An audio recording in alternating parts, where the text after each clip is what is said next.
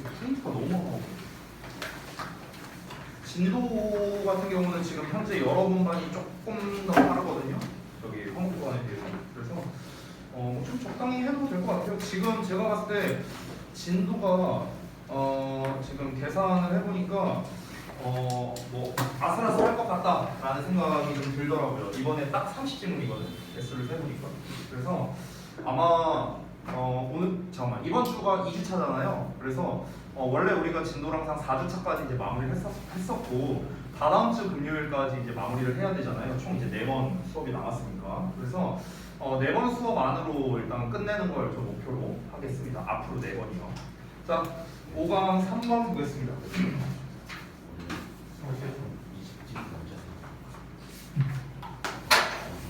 볼게요. 그 분석의 패턴을 이제 먼저 보고 시작한다고 했었죠. 설명만 쭉 나오는 패턴이에요. 설명입니다. 그래서 명확한 주제가 있거나 뭐 그러진 않아요. 주제문이 있는 건 아닙니다. 주제문은 없는데 이런 게 오히려 데이터하고 내기가 좋겠죠. 주제문이 명확하게 없기 때문에 그렇습니다. 자, 일단 설명을 하나씩 읽어보자면 전반적으로 이 글에서 이제 주요 소재는요 영양이 나와요. 영양. 여기 와일드비스트라고 나와요. 그래서 이 영양이라는 게 포식자로부터 어떻게 이제 그 생존을 해낼 수 있는가에 대한 얘기거든 전반적으로. 그래서 첫 번째 내용을 보면 사자들에 대한 경계 신호를 여러 방식으로 무리에게 보낸다라는 거고요. 두 번째는 포식자가 다른 곳으로 갈 때까지 거리를 유지하며 주시한다. 정확하게 말하면 여기에서 나오는 포식자는 사자예요. 정확하게는. 자, 근데 사자가 아니라 다른 종류의 포식자도 있겠죠. 여기서 나와 있는 뭐 들깨라던가 하이에나라던가 뭐 이런 애들 같은 경우는 뒤쫓으면서 주시하지는 않는다. 그러니까 포식자에 따라서 좀 다르게 이제 행동을 한다는 건데 어쨌든간 여기에서 다 공통적인 건 뭐냐? 영양이 생존, 이 포식자로부터 생존하기 위한 방법, 생존하는 데 있어서의 어떤 행동 특징 뭐 이런 거를 다룬 글이라고 보시면 되겠습니다. 일반적인 설명문이기 때문에 보통 다른 학교에서는 일치류 문제로 많이 나왔었는데 대입학으로 출제해도 충분히 좋겠다라는 생각이 들어요. 자, 한번 보겠습니다. When one or more lions merely work alone. 자, 한 마리 또는 그 이상의 사자들이 그죠? 앞으로 걸어갈 때 wildebeest 영양은요. 빨리 앉으세요. 영양은 raise their heads. 자, 그들의 머리를 들고요. tuck their ears. 그들의 귀를 쫑긋 세우고요. snort. 코를 킁킁거리고 and occasionally 가끔씩은 stamp a foreleg. foreleg이니까 앞다리겠죠. stamp는 이렇게 다리를 부르다 이런 뜻입니다. 자, 그러면 여기에서 여러분이 좀 먼저 기억하고 시작했으면 좋겠는 게 이 snort랑 stamp 있잖아요. 이 두 개의 공통점이 있습니다. 어떤 공통점이 있냐면 둘 다 소리를 낸다 라고 볼 수 있는 거겠죠. 됐어요? 그러니까 소리를 내는 거예요. 소리를 내는 거. 얘네들은 소리를 내는 거는 아니겠죠. 고개를 들고 귀를 그냥 집중하는 거예요. 됐어요? 자, 그래서 이 글은요 제가 뭔가 이렇게 도식화를 한다기보다는 약간 이미지로 좀 생각을 했으면 좋을 것 같습니다. 자, 5강에 3번 하고 있어요. 사자가 이렇게 있어. 근데 사자가 이렇게 앞쪽으로 걸어간대. 그러면은 예를 들어서 영양이 여기 이렇게 있다는 거야. 그럼 앞쪽으로 걸어가는 걸 봤을 때 이 영양 입장에서 어떻게 한다? 이제 뭐 이렇게 툭 뜯고 있다가 갑자기 고개를 들고 귀를 쫑긋하고 코를 킁킁거리고 막 앞다리를 부른다.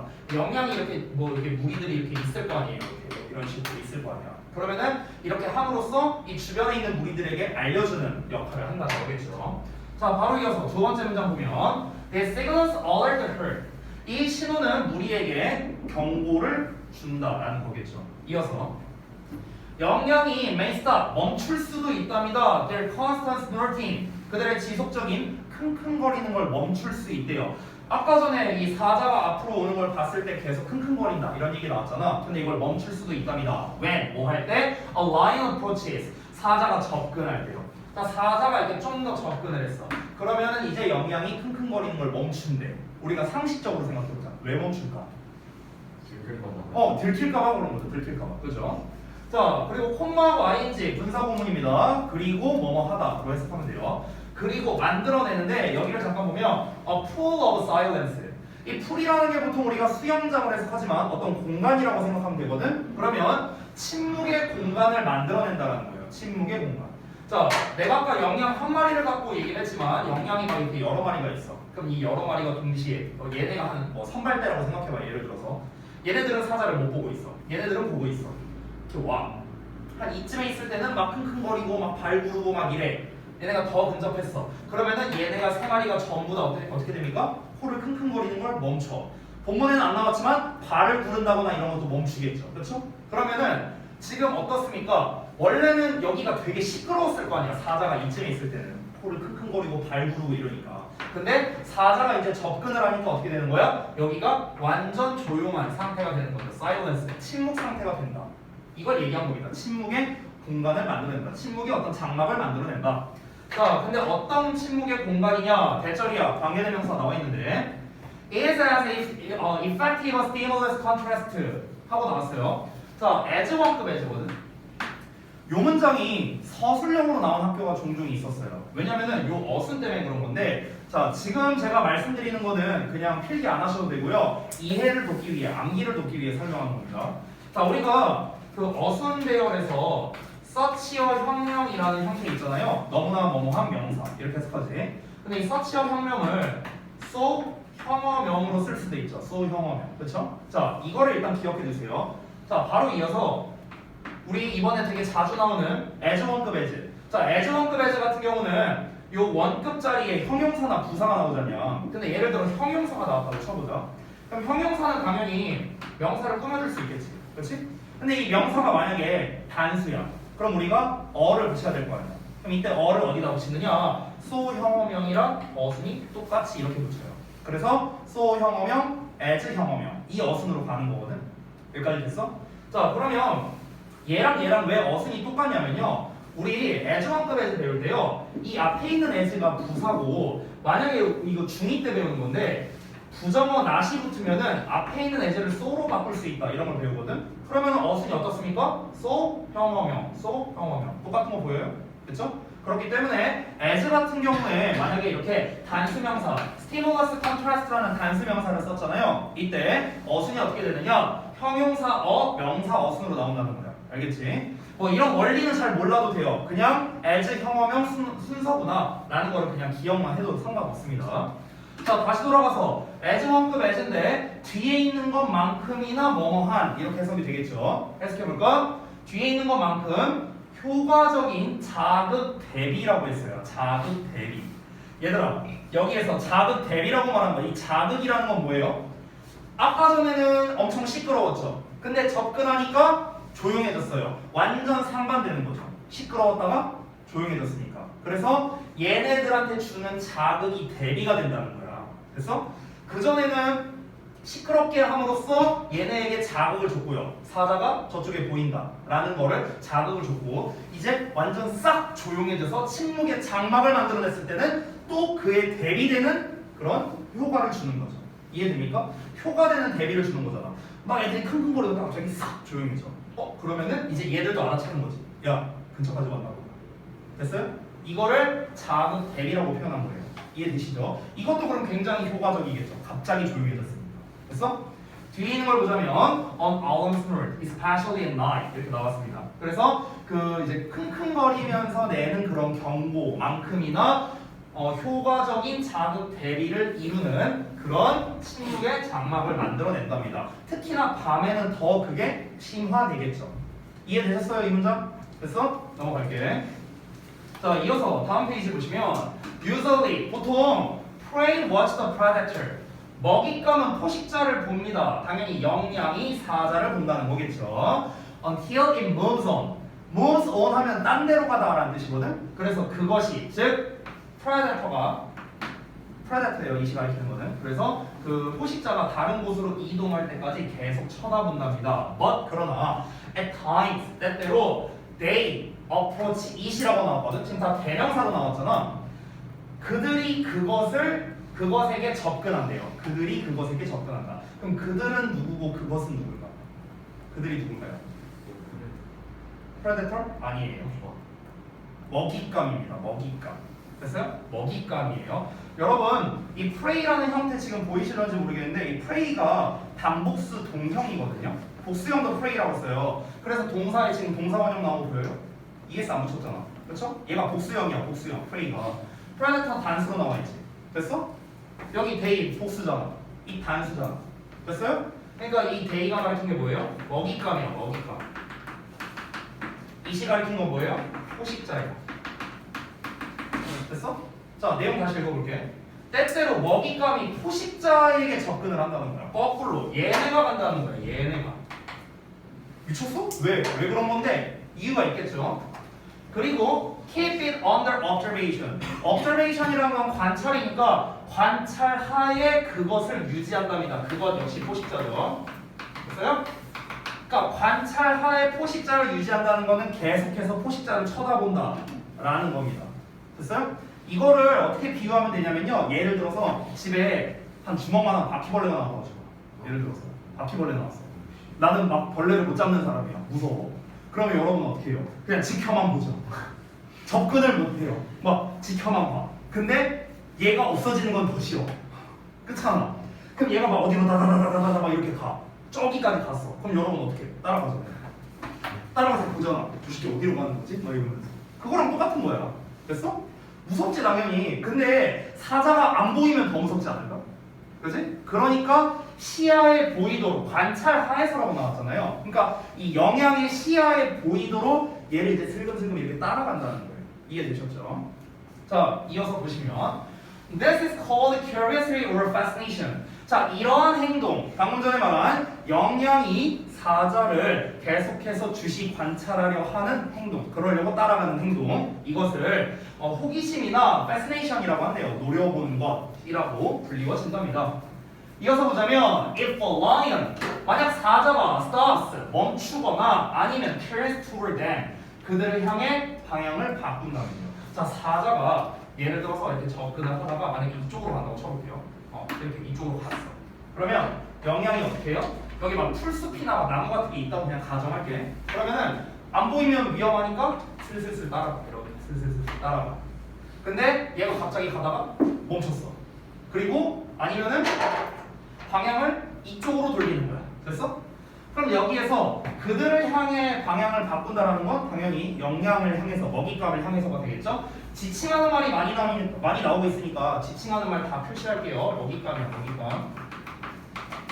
됐어요? 그 먹잇감을 향해 방향을 돌렸어. 얘가 이렇게 싹 봤어. 그럼 이제 어떻게 하겠습니까? 그 동물들은 역시나 얘도 먹잇감이죠. 똑같습니다.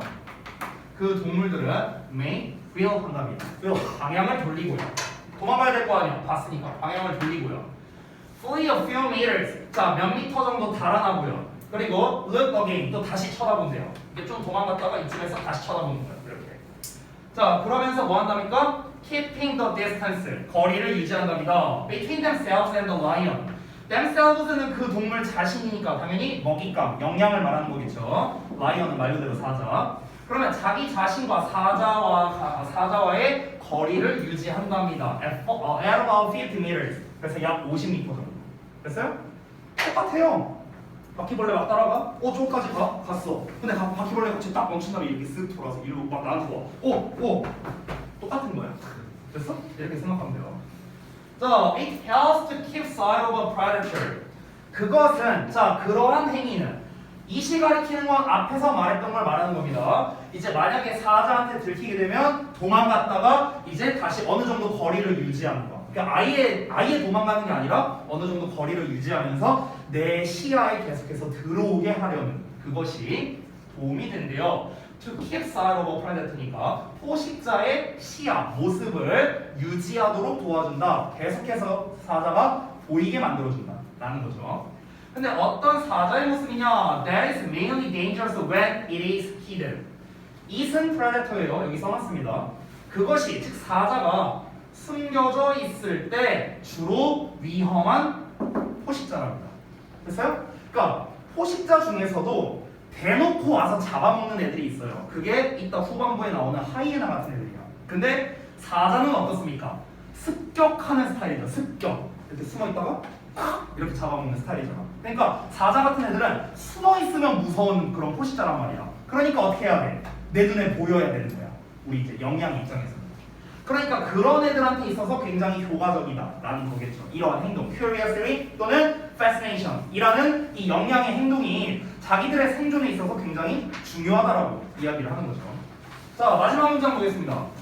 In contrast, 그와 대조적으로 먹잇감은, 자 다시 한번 말하지만 복수형이야. 그래서 둘을 쓴 거예요.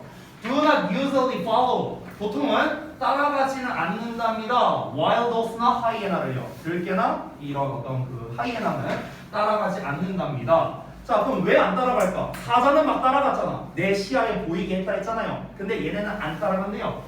여기 콤마 위치 관계대명사 나왔는데 이 관계대명사 아래다가 제가 써놨습니다. 뭐랑 똑같냐? for day랑 똑같다고 했거든요. for day. 여기서 for는요 접속사로서 왜냐하면이란 뜻이야. 왜냐하면 그들은 즉 들개와 하이에나는 hunt openly 대놓고 사냥을 하기 때문이라는 거죠. 습격하는 게 아니라 대놓고 사냥을 하기 때문에 얘네들은 그냥 멀리 도망가는 게 차라리 낫다는 거죠. 됐나요? 이렇게 마무리가 됐습니다. 자, 그러면 글의 소재와 요약을 한번 같이 볼게요.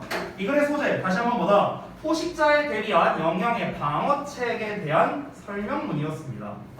그래서 요약을 좀 하자면 여러 신호를 통해 무리에게 포식자에 대한 경계태세를 취하게 했죠. 그리고 포식자와의 거리를 계속해서 유지하면서 어느 정도 이제 그 시야 내에 계속 들어오게 할 수 있다라는 내용이 나왔습니다. 하지만 뭔가 이렇게 대놓고 사냥을 하는 그런 포식자의 경우에 대해서는 그렇게 하지 않는다. 시야 내에 계속 들어오게 하지 않는다라고 그 내용이 정리가 됐습니다. 아까 말했다시피 실제 5강 자체가 주제로 나왔거든요. 시험에 그 책에. 그래서 실제로 주제 문제로 나왔고 포식자에 대비한 그런 영양의 방어 체계라고 해서 문제 나오곤 했었습니다. 자, 그래서 아까도 말했지만 내신에서는 일치로 가장 잘 나왔었으니까 이 영양이 방어책을 펼치는 데 있어서 어떤 식으로 하는가 그거를 자세히 읽어보면 도움이 될 겁니다. 자, 다음 넘어가서 5강의 마지막 5강의 4목 보겠습니다. 자, 요 지문은 이제 그냥 전형적인 도입, 주제, 부연, 주제, 재진술이라는 아주 정석적인 패턴입니다. 자, 그런데 이 지문이요, 이 내가 정리해 놓은 걸 보면은 별로 안 어렵거든요. 근데 이거를 실제 내용을 읽어보면 좀 어려워요. 그래서 이 5강의 4번 같은 경우는 여러분께서 복습을 반드시, 원문을 보고 반드시 복습해야 되는 그런 지문이 되겠습니다. 쉽지 않거든요. 그래서 제가 패러프레이징 하면서, 즉석에서 패러프레이징 하면서 읽어드릴 거예요. 자, 일단 내용을 먼저 볼게요.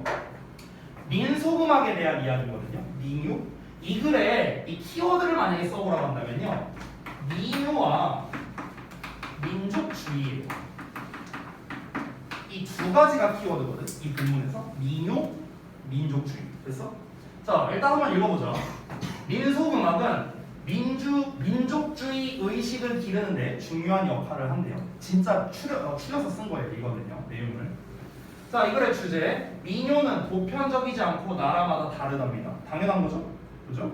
아리랑을 일본에서 부르진 않잖아요. 그렇죠? 세 번째, 부연 설명. 민요는 특정 민족을 표현하는 수단이라고 했죠? 그죠? 각 나라마다 민요가 있으니까요. 우리나라는 아리랑, 일본은 기미가요라고 하나요? 그런 것들이 있잖아요. 그죠? 자, 그렇기 때문에 보편성이 없다. 이번에 나왔던 내용과 똑같은 내용이죠. 그리고 이를 기준으로 민족별로 분할이 된다는 겁니다. 즉 무슨 말이냐면 민요를 기준으로 민족을 구별할 수 있다는 거예요. 됐어? 아리랑을 부르냐, 기미가요를 부르냐 이거에 따라서 민족을 구별할 수 있다. 그래서 결론이 뭐냐? 민속음악은, 즉 민요는 민족을 나타내주는 가장 분명한 표현 방식이다라는 겁니다. 아리랑을 부르면 한민족이다. 약간 이런 식으로 분명하게 표현을 해줄 수 있는 방식이 바로 민요이다. 이런 내용입니다. 자, 그럼 이것만 읽었을 때는 그렇게 어렵진 않죠, 내용이. 그렇죠? 근데 아까 말했다시피 이 본문 내용을 읽어보면은 쉽지 않거든요. 그래서 같이 한번 보겠습니다. 자, 일단 첫 문장부터 꽤 어려운데요. 첫 문장은 일단 처음에 직독직해 먼저 해볼게요. 자, 봅시다. The idea that folk music is a product of nature. 민속음악이 자연의 산물이라는 생각은 played an important part, 중요한 역할을 했습니다. In the rise of musical nationalism, 음악적인 민족주의의 상승에서요. 그리고 it was part of the complex, 그것은 복합체의 일부였습니다. Of ideas at the root of romantic nationalism, 낭만적 민족주의의 뿌리에 있는 생각에. 해석 다 했어요. 자, 한글 읽어도 돼요. 뭔 말일까요? 쉽지 않죠? 자, 그래서 부분적으로 나눠서 제가 설명을 좀 드리도록 하겠습니다. 한글 쪽에 나눠서 제가 좀 써드릴까요? 자, 여기를 좀 볼게요. 민속음악이 자연의 산물이라는 생각. 자연의 산물이란 말이 나왔거든. 그러니까 자연의 산물이라는 거는요, 어떻게 해석할 수 있냐면 자연적으로 생겨난 것이라고 생각하면 좋을 것 같아요. 그러니까 자연적으로 생겨났다는 거는요, 조금 더 이 본문 자체가, 이 지문 자체가요, 되게 불친절해. 막 이렇게 뭔가 자세하게 설명해 주는 게 없어. 자연의 산물이라는 건, 다시 한번, 자연적으로 생겨났다는 건데, 자연적으로 생겨났다는 말 자체가 어떻게 된 거냐면요, 특정 인물이 인공적으로 또는 인위적으로 만들어낸 게 아니다라는 거죠. 작자미상이라고요. 그래서 아리랑 누가 만들었는지 알아요? 몰라요. 아리랑 우리 막 민요 같은 거는 보통 노동요라고 많이 하죠. 그래서 막 이제 농사일 같은 거 하면서 막 노래 부르고 막 그냥 이런 거잖아. 그렇잖아. 그러니까 맨 초기에는 어땠겠어요? 그냥 뭐 흥얼흥얼 된 거야. 흥얼흥얼 되다가 그러다가 이제 약간 그게 좀 이렇게 뭐 어느 지역에선 이렇게 부르고 저쪽 지역에선 이렇게 부르고 이런 이제 노동요 같은 게 있었겠죠. 그거를 이제 나중에 아리랑이라는 말로 뭔가 이렇게 합친 거겠죠. 그래서 뭐 진도 아리랑이니 경선 아리랑이니 막 이렇게 종류가 나온 거잖아. 즉 민요라는 거는요, 작자 미상이고 구전된 거라고요. 구전된 거. 그렇죠? 구전됐다라는 건 결국에는 특정 사람이 만들었다기보다는 자연스럽게 이 지역에서 전파된 내용이라는 거겠죠. 구전됐다는 거죠. 그거를 자연의 산물이라고 표현한 게 아닐까, 이렇게 볼 수 있겠습니다. 자, 그래서 자연의 산물이라는 의미는 방금 말씀드렸죠? 뭐다? 구전된 거다. 구전된 거. 그렇죠? 작자 미상이라고요. 그렇지? 구전된 거다. 작자 미상. 됐죠? 자, 이어서 갑니다. 이러한 생각. 자, 민요라는 게 작자 미상이라는 생각은요, 구전된 것뿐이라는 이러한 생각은 음악적 민족주의의 상승에서 중요한 역할을 했답니다. 자, 여기까지 일단 볼게요. 음악적 민족주의의 부상에서 중요한 역할을 했대요. 음악적 민족주의가 뭔데요? 아까 위에서 읽었던 내용 다시 한번 생각해봐. 음악적 민족주의가 뭐냐면 민족을 구분하는 데 있어서 여러 요소들이 있습니다. 우리 지난 내신 때 나왔었던 어떤 인종을 가지고 할 수도 있는 거고요. 그렇죠?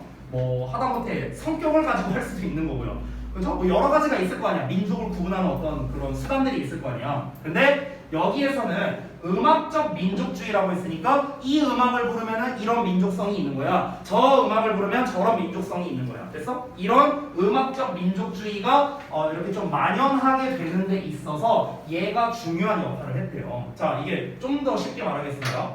여러분, 예를 들어서 이제 이 민요라는 게 작자 미상이 아니라 특정 사람이 만들었다고 한번 쳐볼까? 특정 사람이? 자, 그러면은 특정 사람이 만들어서 그거를 그 온 동네 막 전국적으로 사람들이 막 이렇게 그 노래를 불러요. 그럼 이거를 민요라고 하기는 조금 어렵다라는 거예요. 특정 사람이 이제 만들었기 때문에. 왜냐면은 이거는 이 어떤 특정 사람이 만들었다는 거는 이 국가에 대한 어떤 민족에 대한 노래라기보다는 어찌 보면 다른 시선으로 보면 이 노래를 만든 사람에 대한 약간 뭐 팬심? 뭐 이런 거일 수도 있잖아요. 이 사람을 좋아하는 사람들만 뭐 노래를 부를 수도 있는 거잖아. 그냥 예를 들자면요. 본문에 없는 내용이야.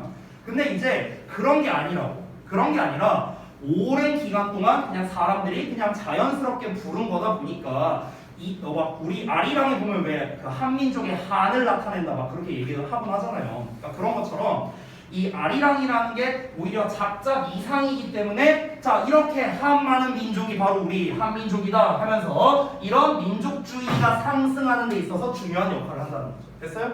오케이? 자, 그 다음 그것은 낭만적 민족주의의 뿌리에 있는 생각의 복합체의 일부였다 라고 나와 있습니다. 자, 이건 무슨 말이냐면요, 낭만적 민족주의라는 거는요, 앞에서 말한 음악적 민족주의라는 말의 좀 더 포괄적인 버전이에요. 포괄적 버전. 얘는 포괄.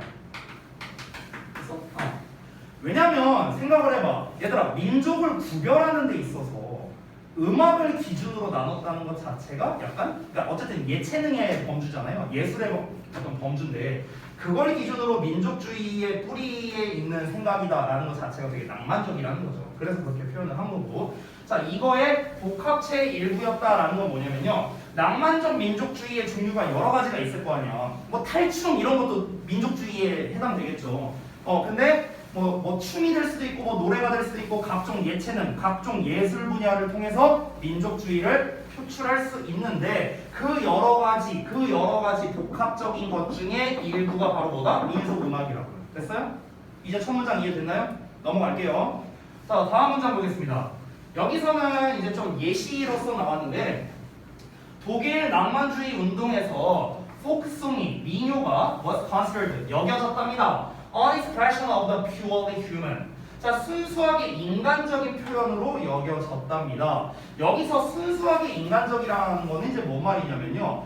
뭐랄까 좀 우리 인간의 내면 깊이에 있는 것을 그대로 다 표현하는 것? 약간 이렇게 받아들이면 될 것 같아요.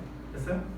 그러니까 이게 말이 좀 헷갈릴 수 있는 게 아니 앞에서는 자연의 사물이라는 표현을 썼잖아. 근데 여기서 순수하게 인간적인이란 말을 쓰면은 그럼 이건 인간이 만들었다는 건가? 이게 좀 말이 헷갈릴 수 있잖아요. 그러니까 그렇게 받아들이시기보다는 순수하게라는 말을 썼잖아. 그러니까 순수하게 인간적인 이제 어떤 표현이다라는 거는 이제 그 민요라는 것 자체가 그 민족의 어떤 공통적 특징을 대표해주는 특성을 가지고 있잖아요. 공통적인 특성. 그렇죠? 그렇기 때문에 그 인간의 정말 기본 진짜 그 뭐랄까 좀 내면 깊이에 있는 어떤 진정성, 진짜 순수하게 인간적인 측면 이런 거를 이제 표현해 주는 걸로 여겨졌답니다. 요 이제 독일 낭만주의에서는요. 그 얘기를 하는 거고.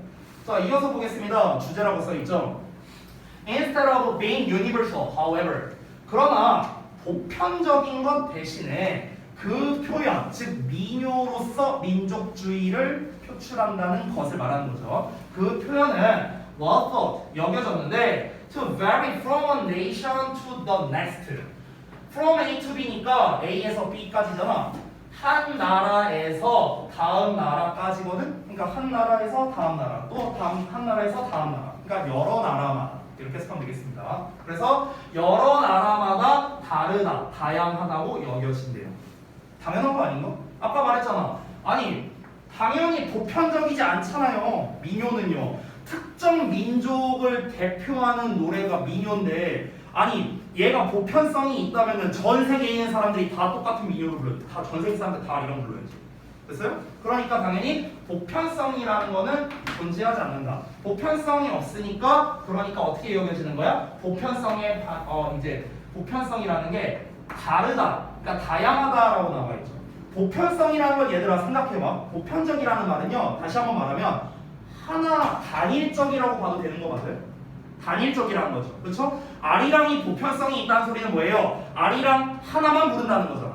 맞아? 단일성을 말하는 거죠. 그런데 vary라는 건 뭐예요? 다양성이잖아. 다양성. 하나만 부르는 게 아니라 각 민족별로 이렇게 부르고 저렇게 부르고 저렇게 부르고. 됐어요? 그래서 여기에 나와 있는 universal과 vary는요 서로 반대 관계가 되는 의미라고 볼 수 있겠습니다. 반이어 관계예요. 반이어 관계. 됐어요? 그래서 보편성이라는 말과 다양성이라는 말은요 이 본문에서 반대말이라는 거예요. 이해되시죠? 이게 왜 반대말인지 이해되시죠? 보편성이라면 다시 한번 어떻게 생각해라? 단일성이라고 생각하라고. 단일성. 알겠지? 자, 다시 한번 말합니다. 민요는 단일성을 가지고 있지 않습니다. 여러 국가에서 한 민요만 불리워지지 않습니다. 그렇기 때문에 당연히 나라마다 다양할 수밖에 없다는 거겠죠. 이해됐죠? 자, 바로 이어서 가겠습니다. 다음 문장. 자, 폭송은요, 민요는 was considered 여겨졌어. A reflection 반영으로 여겨졌습니다. Of the particular mystical characteristics of a people. people 앞에 어가 붙으면 사람들이 아니라 민족이라는 뜻이 되거든. 그러면 한 민족의 특유한 신비스러운 특징에 대한 반영으로 여겨졌다. 얘들아 이거 똑같은 말이거든. 앞에 나왔던 거랑. 앞에서 뭐라고 했어요? 보편성이 없다고 했죠. 그렇죠? 그러면은 보편성의 반대말을 아까 다양성이라고 니네가 필기했잖아. 그러면 다양성이라는 말과 비슷한 말을 하나 써볼게요. 내가 그냥 말로 해줄 테니까 써봐. 고유성이에요. 고유성. 그래서 유니크라고. 유니크. 고유성. 맞죠? 왜? 아리랑은 우리나라 사람만 부르는 전통 민요입니다. 맞죠? 그러니까 고유성을 가지고 있거든. 그럼 잘 봐봐. 아까 제가 그러면은 방금 고유성이라고 했는데 particular라는 표현이 나왔잖아. 특정적인 거잖아. 특정적인 거. 이게 뭐예요? 고유성을 나타내는 거죠. 이해돼? 그럼 다시 한번 민요라는 거는요. 뭐를 반영한 거라고요? 특정한 특징을 나타내는 거라고요. 특정한 특징. 됐어요? 고유한 특징. 그럼 여기에서의 반대말이 또 뭐가 되는 거야? 위에 나왔던 유니버셜이 되는 거예요. 됐어요? 아니면 뭐 와이드 스프레드 뭐 이런 단어 있잖아. 와이드 스프레드. 이런 단어 있잖아. 널리 퍼진 이런 단어. 이게 반대말이 되는 거야. 그래서 한 민족의 특정한 특징을 나타내는 거라고요. 됐어? 그럼 여기서 particular 같은 단어는 좀 쉬우니까 조금 어려운 단어 써볼까요? peculiar 같은 단어 여기다 쓸게요. 이게 특유한이라는 뜻이야. 특유한, 특이한 뭐 이런 뜻이거든요. 그러니까 한 민족의 특유한 특성을 반영한다는 거죠. 특유한 특성, 보편적 특성이 아니라고요. 그렇죠? 그리고 to go back to times immemorial. immemorial 하면은 기억을 할 수 없는 거니까 기억할 수 없는 시절로 되돌아간다는 건 뭡니까? 아주 먼 옛날을 말하는 거겠죠. 그죠? 자, 그래서 얘가 이제 보어 2번이라고 써 있거든요. 여기가 보어 1번이에요. 여기가 보어 2번입니다. reflection이랑 투부정사를 병렬로 연결한 거예요. 그렇죠? 자, 그래서 다시 한번 보자면 민요는 뭐로 여겨졌다? 어떤 한 민족의 특징을 반영한 것이다. 이렇게 여겨졌고요. 또 아주 먼 옛날로 거슬러 올라간다. 이렇게 여겨졌답니다. 아주 먼 옛날로 거슬러 올라간다는 건 별말 아니에요. 민요라는 거는 아까 말했다시피 전통적으로 구전되어 온 거고요. 굉장히 옛날에 만들어진 걸 거 아니야. 그러니까 민요라는 것 자체가 되게 옛날 거구나. 그 얘기하는 거야 그냥. 그렇죠? 이어서 갑니다. In this game, 이러한 체계에서 the division of mankind into nations. nation은 원래 국가라는 뜻이지만 여기서 말하는 국가는 결국에는 민족을 말하는 겁니다. 자, 그래서 인류의 분열인데요. 인류의 분열을 어떻게 하는 거냐면 민족으로 분열을 한대요. 됐어요? 인류의 분열인데 이걸 어디로? 민족으로. 됐죠? 인류를 민족으로 분열하는 건 was a natural fact. 자연스러운 사실이었대요. 당연한 사실이었다는 거. 자, 이건 뭔 말인지 설명해 줄게요. 이러한 체계에서라고 나왔어요. 여러분, 이러한 체계라는 게 뭡니까? 민족마다 특유한 민요를 가지고 있다는 거죠. 이걸 잘 생각해야 돼. 자, 여기다 잠깐 써줄게. 그러니까 맨 시초부터 써볼게. 이렇게 써볼게. 이해를 돕기 위해서. 어떤 이제 뭐라고 할까? 같이 지내던 사람들이 있겠죠. 그러니까 맨 시초예요. 옛날에, 예전에, 아득히 먼 옛날에 같이 지내던 사람들이 노동하며 노래를 불렀어. 이렇게. 근데 이게 이제 이 노동하며 노래를 부른 이 노래가 뭐가 되는 거야? 이게 이제 민요가 되는 거야. 됐어? 이 같이 지내던 사람들이 증가해요. 증가하면서 뭐가 되는 거야? 민족이 된 거예요. 됐어? 이렇게 된 거야. 이게 확장된 거라고. 처음에는 노래를요 우리끼리만 불렀어. 우리 한 10몇 명만 불렀어. 근데 이게 점점 퍼져나가는 거야. 퍼져나가. 그래서 주역고 사람들이 다 불러. 자, 그러면서 또 어떻게 돼? 그 주역고에서 또 더 퍼져나가는 거야. 그래서 고양시 사람들이 다 불러. 또 옆에 서울로 퍼져나가. 이렇게 계속 퍼져나갔다고. 이해됐죠? 그러면서 민족이라는 게 된 거고요. 그 민족들이 부르는 노래가 민요가 됐다라는 거겠죠. 그렇죠? 근데 이것 자체가 결국에는 뭘 의미하는 거냐면요. 애초부터 이 민요라는 개념이 나온다는 것 자체가 결국 민요라는 거는요. 분열을 의미할 수밖에 없다는 겁니다. 그러니까 여기서 말하는 분열이라는 건 전 세계 사람의 분열을 의미할 수밖에 없다는 거예요. 왜? 전 세계가 이렇게 있다고 쳐볼게요. 사람이 옛날에 한 10억 명 있다고 쳐보자. 야, 지금 우리 안에서도 10명 중에서도 사람들이 사상이 다 달라요. 가치관이 다 다릅니다. 우리 10명만 하더라고요. 야, 근데 10억 명의 사람들이 있는데 이 가치관이 어떻게 똑같아요? 말이 안 되잖아. 그렇죠? 그래서 사람들이 어떻게 합니까? 자기의 가치관과 맞는 사람들끼리만 뭉쳐 다닐 겁니다. 가장 대표가 정치겠죠. 자, 그래서 이렇게 뭉칩니다. 이렇게 뭐 이런 식으로 뭉쳐요. 이런 식으로 초기에 됐어요? 근데 이 뭉치는 데 있어서 자연스럽게 어떻게 뭉치게 된다? 이걸로 뭉치게 되는 거라고. 됐어? 그럼 얘네끼리 이렇게 지들끼리만 놀게 돼요. 이게 나중에 뭐가 된 거야? 국가가 된 거라고. 나중에. 됐어? 자, 그러면 애초에 민요를 부른다는 것, 자기들만의 민요를 부른다는 것 이 자체가 뭘 의미하는 거예요? 결국엔 분열이 될 수밖에 없는 걸 의미하는 거잖아. 됐어?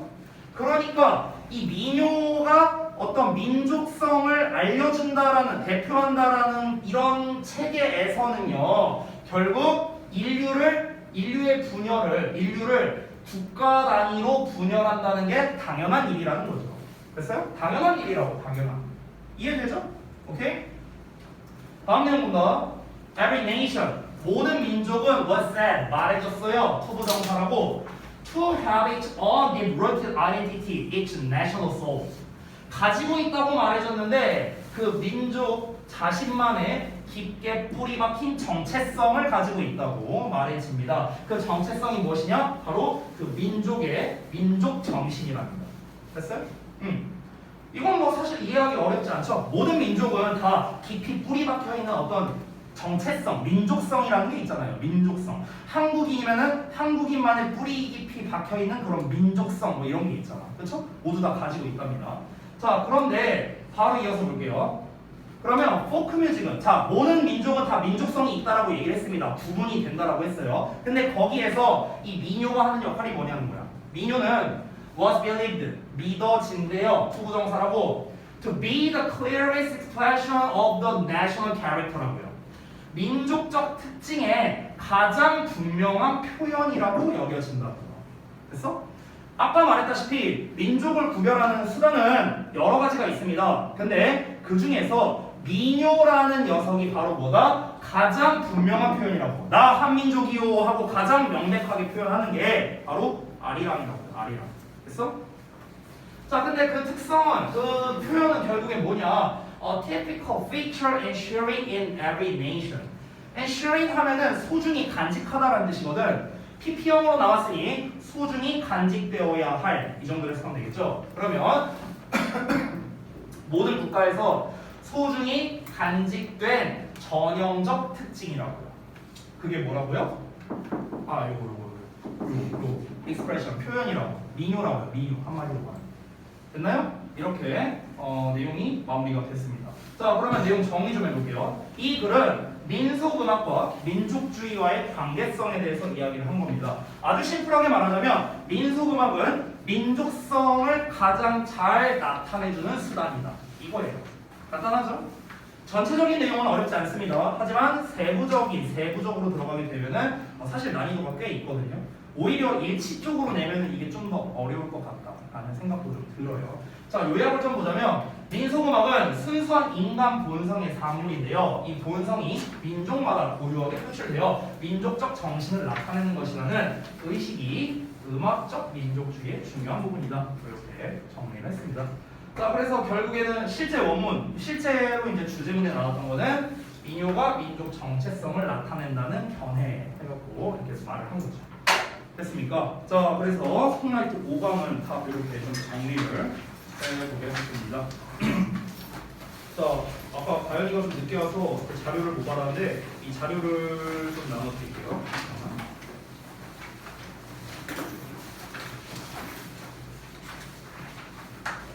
네,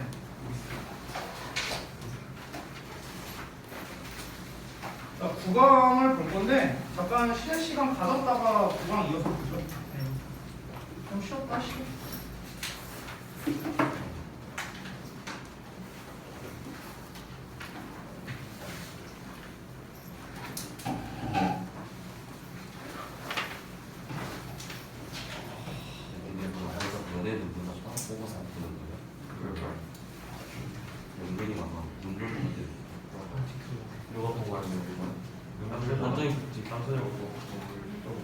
잘 먹었겠네.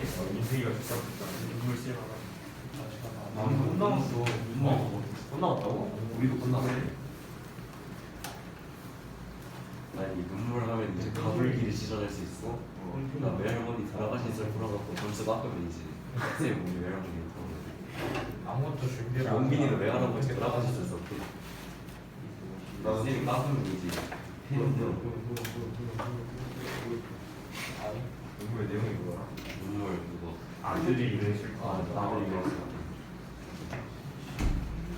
달려 집까지 올라가실 분. 아. 하이. 오늘 엄마가 나왔기 때문에. 나 하이 나 달리자고. 니가 못하잖아. 니가 못해요. 뜰래? 10만 원만. 10만 원 너무 적어. 아니 진짜 큰형님 최종 가위바위보 치는 거. 아니 그냥 준이 뒤에 풀죠. 싫어. 들어가자마자 회 있다고? 나 들어갈 때마다 계속 있다고. 그래 좀 빨리. 형 나한테 얘기 좀. 아 이게 적이냐? 아 형이었어? 아이지 뭐. 아이로 때리죠. 난딱 시험 한 달 정도 있으면 딱 끝났어. 몸을 의해 알지. 더 이상 롤하면 네 인생이 너무 근데 힘들어. 롤은 시험 전 일주일 전에 컨센트 난 신준이가 아니기 때문에 자신이 없어. 아니 근데 롤 롤하면 저 뭐 무서워. 달라져 신통들이. 빨리 스피드 마음이 뜨긴 해. 스피어 뭐. 롤이 진짜 아무 피파나 내려가면 일주일 한차 나오고 싶은 없어. 아, 근데 나 솔랭인데 1승 6패가 살짝 좀 떨어졌어. 누가 피파 야 근데 롤하면 살짝 체력 쓰는 거 심하긴 해. 아, 근데 롤만 하면은 38도가 돼. 진짜 열이 오르니까. 나랑 교환은 이제 사라져. 36도로 이제. 아, 순상이랑 39도가 돼. 개소리야 내가. 아, 그냥 롤 1대1 해가지고 진 사람이 그러니까 세븐일레븐 엄마 그거 편입시키랴. 엄마. 그 엄마. 그 우리 학교 앞에 직원으로.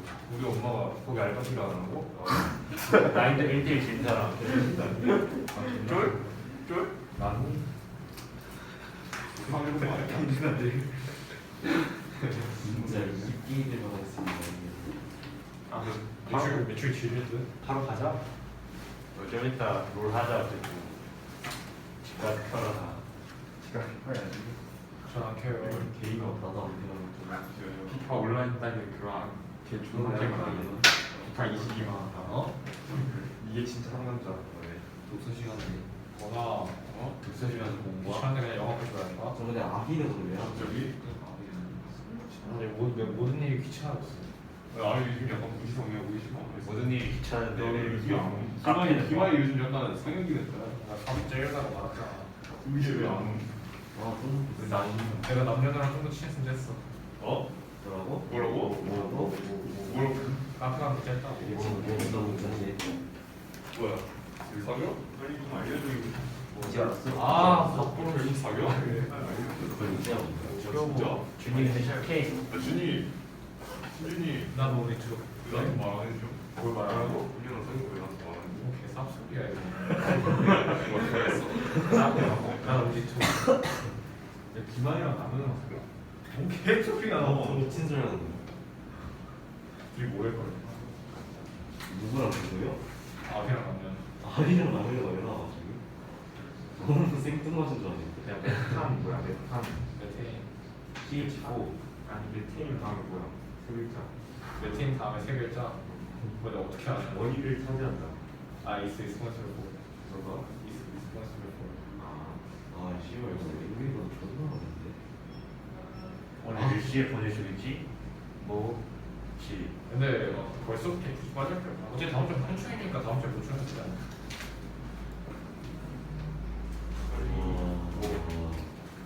이게 뭐냐? 뭐다 몇 개 될지 알지. 대출. 대출이라고. 이거 존나 재밌어. 사무실. 에미시아스. 과거의 앵글리버드가 아니야. 아니 그냥 왜 두고 학교에서 시기가 시작했는데. 여자애들이 와가지고 뭐야 앵글리버드? 야 차이단 자리 어떻게 돼? 쌤이 치. 아니? 나 오늘 하루 종일 누워있냐고 못 봤어. 리스트. 근데 그대로 있을걸 아마? 차이단 진짜 차이단 이상한 거 아니야? 아니야? 근데 아무 전형이 미쳐. 어쨌든 우리 내 생각에 거기 전지훈 전형자리. 이렇게 맞지? 좀 뭐야? 뭐? 아 문과 댐프. 데어포 있지? 나 전지훈 그거 실험 한 혹시 번도 안 봤던 거 이거. 저번에 말한 그 실험? 네가 계속 이 자리에 앉아가지고 이렇게 빡쳐하는 거야. 에미트 아니 근데 좀 나한테 계속 조건을 보러 앉을 때 아니 지훈이 아니야. 너한테 개빡치. 내 자리에 와가지고 뒷담 존나 떠. 지금 모든 남자들 지훈이 너한테 개빡치지 않나? 아 그래서 풀었는데요. 너가 그거 뭐냐 지훈이 그 이유정이 아이스크림 수실게 제발 참아줘 이거 하고 네가 근데 그건 좋아하는 게 문제임. 나그 하민이가 얘기했어 알고 계시나? 그 김건희 얘기했다고 아까 이미 저기로 알고 있었어. 내가 얘기하기 전에도 하민이 얘기하면서 그걸 기억 어떻게 알아? 나 너한테밖에 안 말했는데. 알고 있던데? 이거 진짜 왜 안 오냐? 불렀어요. 뭐라고? 걔 학생회장 거기 서 있던데. 2층 교무실. 아 이게 안 와요. 아왜뭐 까먹었다. 뭐 때문에 결석이었는데 어디 간다고 했던 것 같은데. 학생회장 가려고. 학생회장 조직이 있나? 아니 아니 그게 아니라 뭐 가족끼리 뭐 어디 갔다 와고 있는 거 같아. 뭐야? 대회했던 거야? 아 근데 저희 다음 주 월요일에 이 시간에 와요. 네. 월요일에 보충 이런 거안 돼요. 어? 근데 걔가 식당 보충 안 하냐고요? 보충 원해? 진짜 빨리 빨리 나오는 나오는 거랑 사람 내가 걔가 없는 거 아니야? 아 확실히. 아 보충을 하자고? 빨리 끝내버리자. 뭐 그것도 뭐 나쁘진 않은데 어차피 가면 학교를 안 가니까. 네. 근데 이제 이게 시간대가 지금 이제 정해져 있다 보니까 이거를 좀 몰라. 임의로 좀 변동하기가 왜냐면은 이제 월요일날 제가 수업이 꽉 차 있는데 이게 주역고 일을 바꾸려면 딴 것도 다 바꿔야 돼요. 근데 이제 그게 또 이게 또 복잡해져. 그러면은 또 이제 애들이 한두 명이 아니니까 뭐 누구는 되니 누구는 안 되니 되게 복잡해져. 이게. 그래서 그냥 하던 대로 하면 돼요. 나중에 뭐 정 만약에 이제 뭐 이 시간이 모자라다 그럼 뭐 나중에 가서 보강하면 되지. 나중에 가서 어쩔 수 없지. 자, 9강 보겠습니다. 미리 썼는데 우리 처음 쓰는 거. 이태원이는 학교에서 안 해주지. 그거 말하면 어떻게 준이한테 공부 안 했다고 말하는 거야? 가만히 있었어야지. 준이 요즘 공부 열심히 해요. 준이 요즘. 전엔 열심히 안 했잖아. 대현이가 같이 놀자고 꼬셔도 안 나가고. 달라졌어요. 대현이가 같이 놀자? 아니 여자가 부르면 잘 나가요. 근데 여자가 그럼 나가요. 우리가 저희는 이제 거의 무릎 꿇었어요. 하여튼 누가 여자친구 생겼 준이가 용성이었나? 누구였나? 용성. 남이가 나갔는데. 용성이가 여자친구가 생겼다고? 그 용성이 왜? 처음 고백했을 때 까였는데 왜? 아니 나도 걔가 왜 받아준지 모르겠었는데 이거 귀엽잖아. 영상이 매력 있어. 용성이가 고백했는데 까고 갑자기 그 여자애가 마음이 생겨서 용성이한테 대시하고 다현아 잘 사귀고 있지? 뭐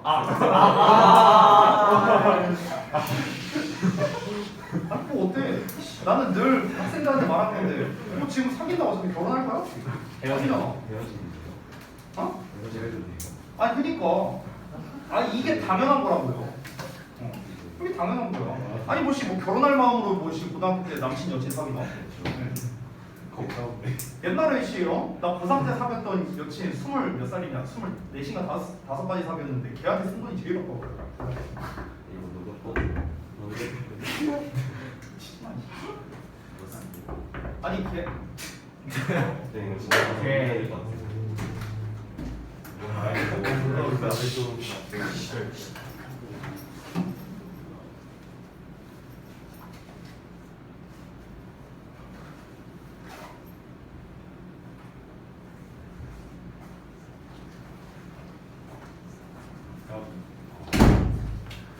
졸렸어. 아무튼 쓸데없는 소리 그만하고 자 얼른 보자. 이번에도 아까랑 패턴이 비슷하다. 도입, 주제, 이번에는 결과 이렇게 나와 있는데 자 한번 바로 보자. 인터넷은 정보의 흐름을 원활하게 흐르게 해서 우리의 자유를 증진시켜주는 역할을 한다. 굉장히 좋은 말을 했어요. 자 그런데 개인정보가 인터넷에 남아 다른 사람들에게 노출될 수 있다. 결국에 사생활 침해가 벌어질 수 있다. 이거는 뭡니까? 문제점이죠. 문제점. 자, 그래서 그 결과로 인해 그 노출된 결과 개인이 과거에 어떤 실수를 했는데 그에 대한 접근 가능성이라고 표현했거든요. 본문에서 접근 가능성이라는 거는 위에서 말한 노출이랑 같은 말이죠. 그렇죠? 누구나 볼 수 있다 이거죠. 우리 아까 전에 방금 전에 읽었던 지문에서 보편성이란 말 나왔었잖아. 그렇게 말을 할 수도 있어요. 여기서 접근 가능성이라는 건 누구나 볼 수 있다, 열람할 수 있다. 그래서 그 사람은 새 출발을 하기가 어려워지게 될 수도 있다라는 겁니다. 딱 봤을 때 약간 그런 거잖아. 이 연예인들 미투 사건 막 이런 거 많이 있잖아요. 그러니까 그런 거라고 보시면 되겠죠. 과거에 했던 어떤 이제 잘못이 이제 드러나면서 그러면서 이제 완전 낙인 찍혀갖고 새 출발을 못하게 될 수도 있는데 이런 경우를 얘기한다고 볼 수 있겠죠. 되게 이제 좀 무서웠던 게 뭐였냐면요. 제가 예전에 그 2001년에 내가 썼던 글을 찾았어요. 한 3주 전쯤에. 네. 근데 더 웃긴 게 뭐냐면요. 2001년이면 제가 중학교 1학년 때거든요. 근데 그때 썼던 글을 찾은 것도 웃긴 게 그 사이트가 폐쇄가 됐거든요. 진짜. 아니 싸이월드는 아니잖아. 싸이월드는 아니고요. 그 싸이월드 그리고 그때 저기 뭐야 유행하던 때가 아니었어요. 2004년쯤부터 유행했죠 싸이월드. 근데 이제 그때 당시에 그 사이트에서 이제 그 뭔가 이렇게 활동을 했는데 그게 폐쇄가 됐단 말이야. 없어진 지 오래됐어요. 아예 자꾸 딴 소리 아무튼 그랬는데 근데 이제 어떻게 찾았냐면 누가 뭘 알려줬는데 모 사이트를 들어간 다음에 그 사이트 안에서 또 이제 그 도메인 주소를 입력을 하는 거야. 그러면은 그 도메인 주소가 나와요. 그 사이트를 들어갈 수가 있는데 그 사이트 이제 폐쇄된 사이트도 들어갈 수 있어요. 어떤 원리냐면은 그 사이트에는 과거의 그 모든 사이트에 대한 기록이 다 쿠키 파일로 남아 있는 거예요. 그래서 어떤 이제 일정 같은 걸 이렇게 내가 체크를 할 수 있습니다. 그래서 내가 2001년 뭐 8월쯤 뭐 대충 해갖고 딱 클릭하니까 2001년 8월 며칠 날에 쓰인 그런 글이 쫙 나오는 거야. 그 사이트 그 형태 그대로. 그래서 이거 신기하다 해갖고 딱 눌러보니까 내가 쓴 욕들이 엄청나게 많이 있더라고요. 근데 이제 그러니까 지금 이제 말한 게 뭐냐면요. 인터넷상에서 뭔가 여러분이 글을 쓰거나 이런 건요. 무조건 흔적이 남아요. 인스타에 여러분이 어떤 뭐 사진 같은 거 올리잖아요. 삭제하잖아. 그거 다 남아요. 저는 그리고 그걸 찾는 법을 알고 있어요. 하지만 어떤 이제 여러분의 이제 어떤 그런 추후의 그런 것들을 방지하기 위해서 방법은 제가 안 알려주겠습니다. 근데 전 알고 있어요. 그래서 이거를 하면은 과거에 내가 삭제했던 기록도 다 볼 수 있습니다. 삭제했던 거. 내가 옛날에 한번 실험해 본 적이 있거든요. 궁금해갖고 이렇게. 아무튼 그래요. 조심하세요. 쓰는 순간 영원히 남습니다. 쓰는 순간 사생활 같은 건 존재하지 않습니다. 자, 볼게요. 자, 보자. allow 나왔으니까 allow 목적어 투부정사 신경 써야겠지? 인터넷은 뭘 허용하냐? 정보가 더 자유롭게 흐르게 해준대요. 뭐보다? ever before. 그 이전 어느 때보다도. 정보 공유를 원활하게 해준다는 거죠. We can communicate and share ideas in 여기서 unprecedented ways라고 나오네요. 발음도 어려워. 그래서 전례가 없는 방식으로 우리는 전달하고 공유할 수 있답니다. 생각들을요. 자, 이런 것들은 전부 다 이제 인터넷의 장점들이죠. 역시나 또 장점 나옵니다. These developments, 이러한 발전은 are revolutionizing our self-expression. 우리의 자기 표현을 혁신하고 있고요. 그리고 enhancing our freedom, 우리의 자유를 증진하고 있다. 그러니까 결국에 지금 여기까지 얘기한 거를요, 내가 한마디로 쓰면 이겁니다. 인터넷은 is democratic하다. 딱 정말 간단하게 쓴 겁니다. 인터넷은 democratic하다. democratic이 뭐예요? 민주주의적인 거죠. 민주주의 국가에 사는 것들이 데모크라틱도 모르겠죠. 자, 그래서 데모크라틱 하면은 민주주의의 이런 뜻이거든요. 자, 그러니까 민주주의라는 건 뭡니까? 그냥 자율성이죠. 쉽게 말하면요. 자율성. 그러니까 인터넷이라는 거는 자기 표현을 혁신하고 있다라고 했잖아요. 그러니까 자기 표현하는 방식이 인터넷 이전 시대에는 이랬었는데 인터넷 이후에는 자기 표현을 하는 방법이 완전 바뀌었으니까 혁신하고 있다라고 얘기한 거고 자유를 증진시켜주고 있다라는 점에서 이렇게 이점이 많다라는 걸 얘기했습니다. 자, 그런데 그러나 there's a problem. 문제가 하나 있습니다. 자, 여기서 이제 반전이 일어났으니 당연히 주제가 되겠죠. 자, 근데 얘는 뭐 구체적인 내용이 없잖아요. 뭐 어떤 문제가 있다라고 얘기를 한 게 아니니까 구체적 주제가 다음에 이어서 나옵니다. 그래서 쌤이 여기다 써놨죠. 구체적 주제라고요. 보시면 We're heading toward the world. 우리는 세상을 향해 가고 있습니다. 어떤 세상인가? Where an extensive trail of information fragments about us. 우리에 대한 정보의 조각들의 엄청난 흔적. 됐어요? 이런 엄청난 흔적이 will be forever preserved. 영원히 보존될 세상으로 향해 가고 있다고요. 됐어요? 그러니까 우리가 어떤 흔적을 남겨놨으면 인터넷에 그건 뭐다? 영구적으로 지속되는 그런 세상에서 살고 있고 그런 세상으로 나아가고 있다는 거죠. 인터넷 상에. 자, 콤마하고 PP 나왔는데 여기 디스플레이드 분사구문이다 얘들아. 아래다 써놨죠. 분사구문인 걸 알 수 있는 점 앞에 접속사가 없고요. 그리고 PP형이잖아. 디스플레이드니까 뒤에 뭐가 없어요? 목적어가 없습니다. 그죠? 게다가 해석을 해보자면요. 지금 요 녀석의 주어는요. 이걸 묶을 때 이렇게 묶어야 돼요. 미리 말하면 where부터 여기까지 묶이는 거예요. where가. 됐어요? 전체가.